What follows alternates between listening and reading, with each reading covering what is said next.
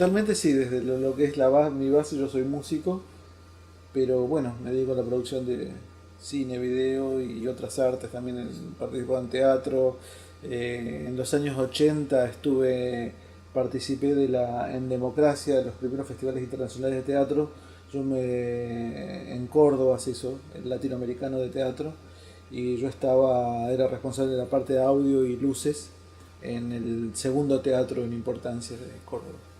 Entonces eso también me involucró no solamente como músico, sino otros aspectos de la estética, de la iluminación y de también afinar el ojo, ¿no? No solamente el oído, sino también el ojo. Lo tengo que recordar o trato de armar una hilación. Es bueno, mi viejo, mi familia, muy ligada al arte, de diferentes maneras, qué sé yo, había parte de mi familia que se dedicaba mucho al folclore y otros a la música clásica y en el medio alguna cosa contemporánea. Y esto hizo también que se produjese un licuado en mi interior, ¿no? Entonces había un momento de mi vida en que escuchaba, supongamos, Rick Wakeman, Cita Rosa, más Spinetta. Spinetta de sus inicios, porque vengo escuchando por lo menos del rock nacional desde muy chiquito, desde los 6 7 años ya estaba escuchando todo lo que había. Y en casa siempre se consumía eso, muchos discos, se iba mucho al cine, muy fanáticos del cine en mi casa y muy fanáticos de la música. De hecho, se compraba instrumentos por comprárselos, nada más por el placer de que estén en casa esos instrumentos, ¿no? Y se tocaba. Entonces tocabas, lo experimentabas aunque no supiese, yo qué sé yo, me acuerdo de un violín y un arpa, ¿no? Como cosas que a mí me tocaron mucho en el audio. Y yo no toqué nunca el violín, pero lo experimenté. Entonces el hecho de estar, como que perdés esa inhibición y a la vez no lo destruyes, siempre con respeto, no porque es un instrumento, ¿no? Esa cuestión también de respetarlos. Y yo estudiaba piano, entonces un día se me ocurrió mirar las cuerdas del arpa y me di cuenta que era más o menos como la tecla del piano. Entonces como no había libros de música de piano, de arpa, tocaba la música de piano en el arpa. Y me hice medio arpista loco, así, sonaba raro. Te puedo nombrar un grupo de películas que en su momento me tocaron, ¿no? Recuerdo que mira, me acuerdo de casi 4 o 5 años, me acuerdo de varias películas, entre ellas eh, dos que me sorprendieron. Una fue La Pantera Rosa, la 1, y la otra fue Lawrence de Arabia. En la uno es Mancini y en la otra es Legrand, si no Legrand o Jarre, no me acuerdo cuál de los dos era. Pero me impactó la magnificencia de Lawrence de Arabia, esas imágenes enormes, desiertos enormes y el hombre pequeño, ¿no? Esa visión del hombre incluido. Y en lo de la Pantera Rosa, obvio, mi mamá me cuenta que me pasé toda la película esperando que apareciera la Pantera Rosa, ¿no? Entonces, al final cuando termina la Pantera Rosa, que la vi de grande de nuevo, ¿no? Y hay un auto que pisa el dibujito animado y que yo me puse a llorar porque pisaron a la Pantera Rosa. Yo tuve el privilegio de vivir en un pueblito eh, de colonos de países donde se hizo mucho cine durante la historia del cine, ¿no? Que es Villa Regina. Una colonia italiana con componente francés, componente español y así, algo alemán. Entonces esto hacía que había centros, como una especie de centro cultural que es el Círculo Italiano en el caso de Regina, que tenía su cine y los jóvenes de Italia, de la vanguardia, como todo grupo de juventud, como hace hoy el Inca con los chicos, ¿no? Enviaba sus películas del momento. Entonces envió muchas películas muy importantes, muy interesantes. Entre ellas, qué sé yo, por ejemplo, vi a Fellini y me impactó sobre todo la producción. Hoy puedo decir que la producción, en ese momento me impactaba lo que se veía, lo visual, ¿no? La parafernalia, ¿no? Esos contrastes de oscuros y brillos de colores y esta cosa de que sería una especie de impresionismo ciudadano y con improntas de góticas, así salpicado por esa oscuridad que ponía, este, me acuerdo de Roma hoy y todas esas pelis. Pero también me acuerdo hoy, después de muchos años supe que era, cuando ya de grande, supe que era Jean-Claude Arnaud, que vi La Guerra del Fuego. Al mismo tiempo que se estrenaba en Francia, la vimos ahí, en mi pueblito, en un cine muy chiquitito. Y, y me impactó el hecho de ver una película donde nadie hablaba, ¿no? La Guerra del Fuego nadie habla. y es todo música y visual. Me acuerdo de 2001, a Kubrick, me acuerdo de algunos cortos de Trintignant, los franceses, eh, y también me acuerdo del Doctor Zhivago, que eso sí es Jarre, la música, si no me equivoco, a esta altura del partido. Pero creo que eran los grandes Ennio Morricone, ¿no? Eh, Mirá, vos me pasó algo muy extraño también, porque me acuerdo yo de Klaus Kinski, más que en sus películas como Klaus Kinski, famoso con Herzog, me acuerdo de Cowboy de él, porque llegaban películas de Cowboy y Klaus Kinski lo connotaron por la cara de loco que tenía, y me acuerdo de él como actor más en lo de Cowboy que después de haberlo visto en los de Herzog. Y toda esta música de lo bueno, lo malo, lo feo,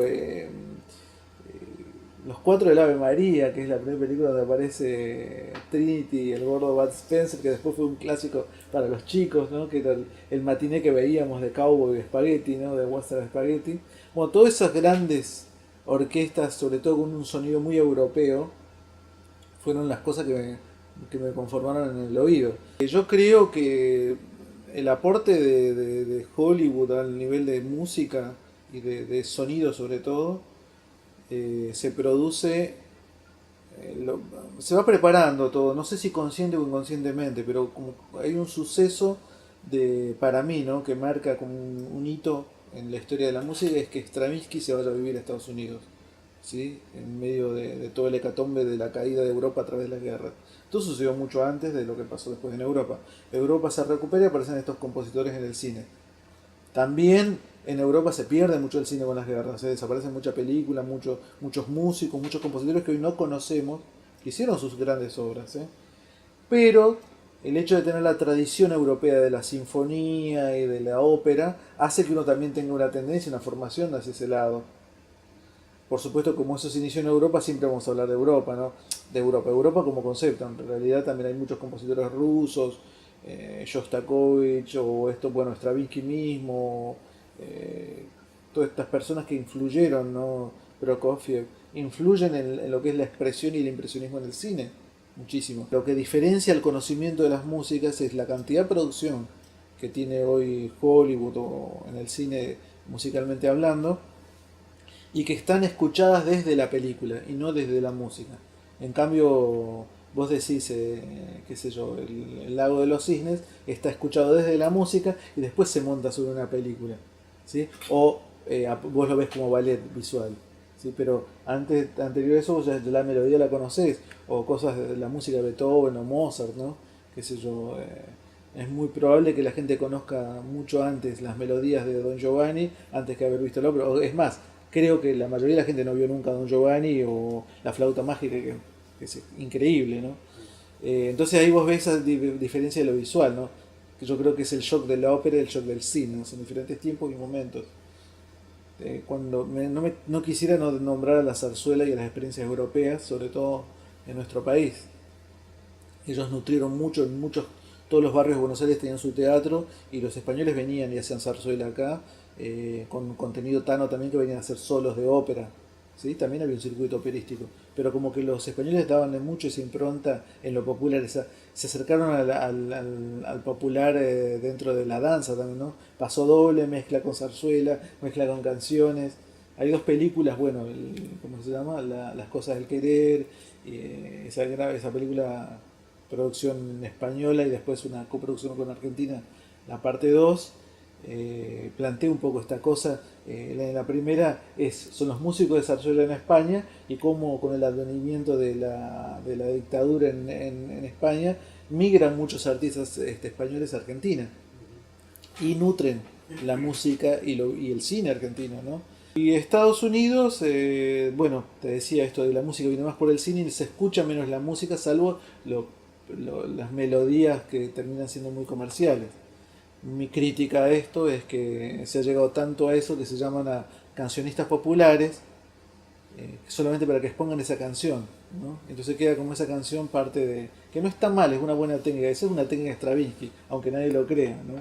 Stravinsky se ha dedicado a recorrer muchos lugares de su país recopilando música folclórica y melodías populares, que él después explicaba por qué, de dónde eran, porque no había autor, había sectores donde se cantaba esa música. Yo había participado de una serie de festivales de folclore de una manera media extraña, ¿no? Porque compuse, fui con dos propuestas, unas canciones cantadas en lengua originaria, mapudungún, mapuche, con sintetizadores. Y por otro lado hice dos suites en piano basadas en ritmos afro, mezclados con folclore, lo que hoy se llama folclore argentino. Y entonces, bueno, me fue bien, gané los premios, todo y fui a Cosquín. Cuando volví a Cosquín, eh, pasé a visitar la Secretaría de Cultura de Neuquén y no había nadie, porque fui tipo 2 de la tarde, porque siempre me decían vení más tarde porque si no hay mucha gente, qué sé yo. Cuando no hay nadie, si podemos charlar la secretaria o alguna persona de cultura, ¿no? La Secretaría de Cultura. Entonces fui y me senté, había una sola persona, un señor que también estaba esperando, porque estaba adelante, yo después. Entonces, estamos solo, no había nadie, nos pusimos a hablar. ¿Qué hacía él? Me dice cine, y me preguntó qué hacía yo, música, y qué tipo de música, empezamos a hablar así. Y entonces yo le conté qué estaba haciendo, en ese momento estaba grabando mi primer disquito, cantado en lengua y con sintetizadores. Y me dice, me gustaría escucharla, ¿viste? A ver cómo es. Eh, Salió la Secretaría de Cultura, hablamos y en ese momento como me estaban apoyando mucho Cultura para grabar este disco, de hecho lo estaban financiando ellos, eh, le pregunta, ¿podré escuchar la música que se está grabando? Sí, sí, nos fuimos al estudio a escucharlo. Cuando termina de escuchar, me dice, mira, estoy haciendo produciendo una película donde va a cantar fulanito, fulanito y fulanito, ¿no? Entonces me gustaría que vos hagas la música y veas la manera de componer para estos músicos. Y esta persona fue Ricardo Bullichen. Y ahí arrancó todo, de ahí en más. Dice, no te digo nada, tengo que consultarla con mi producción y todo. Ya lo tenía todo cocinado. Ahora que lo conozco después de tantos años, ¿viste? Él ya lo tenía todo, ya había decidido todo. Pero me lo dijo como para que yo no me montara a un caballo, que enseguida él también desconociendo a mí con mucho cuidado, no me conocía cómo era yo, Con cómo cautela, eran, con digamos. cautela, sí. Claro. Y después, bueno, después de eso ya nos reunimos acá en Buenos Aires y yo me acuerdo que en esa época andaba con... Me acuerdo de una anécdota, ¿no? Que yo andaba con una mochila de cuero que me hizo mi mamá, y yo le había puesto Mapuche Nation en inglés. Entonces estaba bajando una escalera de caracol y él me mira de arriba y dice, Juan, ¿cómo Mapuche Nation en inglés? Y yo me vuelvo y digo, ¿y por qué en castellano? Claro. La anécdota, ¿por qué en castellano? Entonces desde ahí también fue fortaleciéndose la amistad. Participé en la producción, participé incluso en reformas en el guión, porque el guión lo escribió Ricardo, Gustavo Wagner y no me acuerdo quién más. Hay alguien más, tantos años también. Y bueno, conocí gente maravillosa, Marina Valentini, ¿no? Que fue que hizo la directora de producción local de Evita con Alan Parker, ni más ni menos. Entonces conocí mucha gente. Bueno, a Taratuto, a Juan. Juan era como venía de meritorio. Entonces, y hacía un montón de chicos, así que terminaron haciendo capos, ¿no? Bueno, lo conocí a Miguel Ángel Solá, Que hice mil después proyectos. laburaste con él, ¿no? Sí, hicimos unos proyectos juntos, ¿no? Armamos una obra de teatro juntos y nos fuimos de gira por toda la Patagonia con Blanco Teis a los tres en un duna rojo. Y eran épocas, viste, qué sé yo, era la época de Menem, viste, y las cosas no estaban tan bien en nuestro país en esa etapa y económicamente hablando, ¿no? Bueno, en otros aspectos también, pero hablando de la economía, entonces salimos a trabajar, ¿no? Era así. Él venía a hacer Casa de Fuego, nos subimos al Duna y salimos por la Patagonia a hacer este show, que lo armamos en aquella época, no había internet, no había, o por lo menos no había en nuestro país. Entonces lo hicimos todo por fax a la hora de teatro. Al manuscrito y el fax pasando de Jujuy a Neuquén, Neuquén a Jujuy. Fue muy. Y por teléfono encima. Che, Claro, ¿te parece esto? Era más económico el teléfono también. claro. Luis María Serra, porque yo no hice toda la música, ¿no? Luis María Serra orquestó y compuso muchas cosas orquestales, muchas partes orquestales, o casi toda la parte orquestal en realidad de la película. Y Luis, bueno, es una persona que viene su, o sea, tiene su paso por el Ditela, hizo la música, bueno, de Moreira y de una tonelada de películas de cine argentino. Algún día, cuando tengamos más memoria los argentinos, nos vamos a acordar también de los grandes artistas que tenemos, porque están vivos todavía, claro, todavía lo podemos disfrutar en vida. Nos vemos en el set.com.ar.